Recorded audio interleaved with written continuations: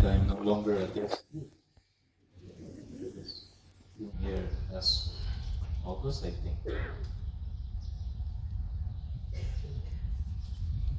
During the Mass, I was telling the assembly during my homily that during the month of November, we are reminded of the four last things. The four last things in our Christian life, they are death, judgment, heaven, and hell. I think we believe in our Christian life, we have these four last things: death, judgment, heaven, and hell. And just like in the gospel this morning, when the Pharisees were asking Jesus, show us the kingdom. You've been talking about the kingdom of God. Tell us when it will be coming. And Jesus was telling them, the kingdom of God is already here in your midst. If you listen to my teachings, you will experience the kingdom of God here. It's just like when you listen to the teachings of Jesus Christ, you can make heaven happen here.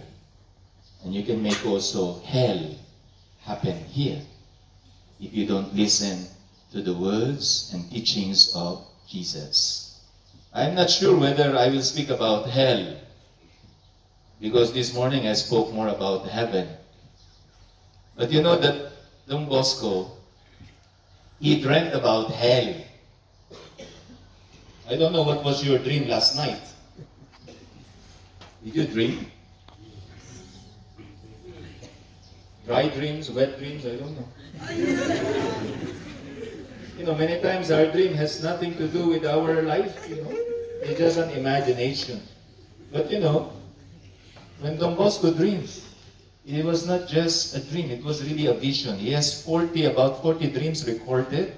It's all about how to save the souls of the young people. Imagine this Don Bosco was very busy during the day, and still during the night his mind was still working. Just how to take care of the young people and to save their soul. And you know, his dream about hell is not just one night, it's about 3 nights. He dreamt in 1868, one Thursday, and then he dreamt then Friday, and then he could not take it anymore because he was really exhausted. During the day, he was already tired. And during the night, he was also exhausted. And when he sees his bed, it scares him because he knows that once he falls asleep, he will have another dream. And that is the continuation of hell. But so that night, when he went to bed, he put his pillow a little bit upright so that he will just be sitting down, not fall asleep immediately because he was really afraid to fall asleep. But then he was very tired. Even though he was just sleeping on his bed, leaning against his pillow on the wall, he fell asleep. And then he had a dream. And that guide came back again. Another guide, it's like an angel, you know. And hey, Don Bosco, come. Let's continue walking. They started walking again, and they went with a vast, empty land, like a desert. Very, very quiet. They were walking, and little by little, that road was going down, a slope downward, a steep descent like that.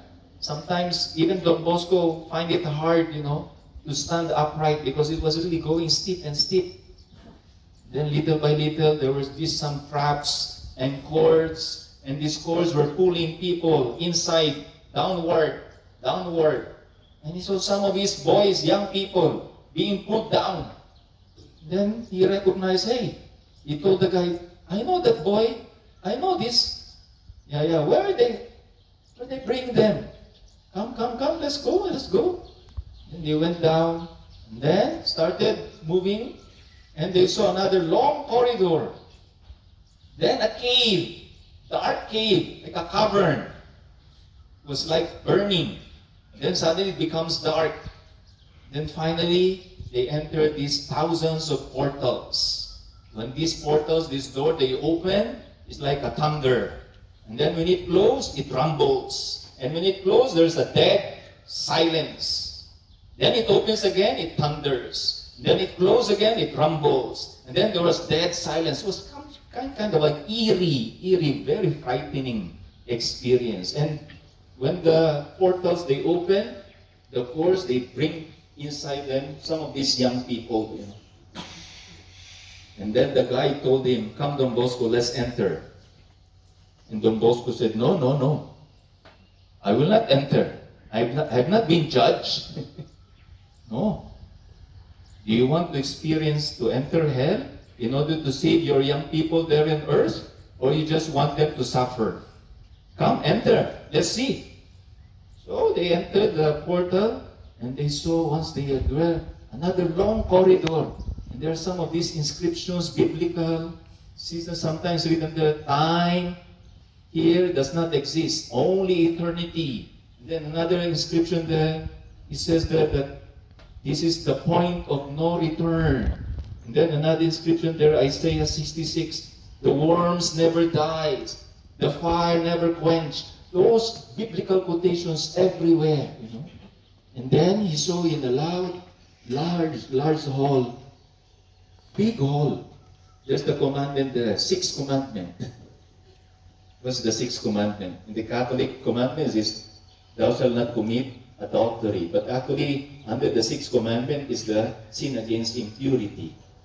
And he saw, when he opened the curtain there, he saw some of those young people he knew. They are there because they committed sin against the sixth commandment, against impurity. Anyway, just to make the story short, because that's the whole night, you know, and 3 days, Don Bosco asked his guide, "Tell me your advice. So when I go back, I will tell them." And then he said 3 things. There are 3 things that cause these young people to go to hell. Number 1, bad companions.